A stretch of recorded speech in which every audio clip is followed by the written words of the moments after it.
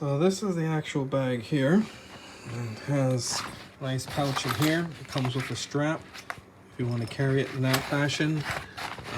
Nice little deep pocket there. I have some more bits in there. It does have a zipper that comes open, and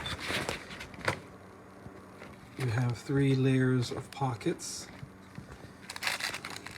as you can see there, and they're fairly deep.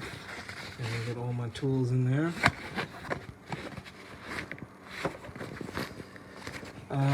Then the other side has nice size slots where you can put your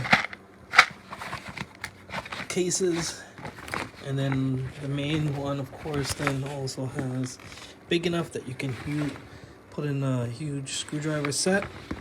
I've got my drills, my other tools in here, flashlights. There's a nice little part right here. You can hang more things if you need be. And then, of course, on the side you have additional storage pockets. Then you have a metal clip over here on this side, and another pocket as well. That's it.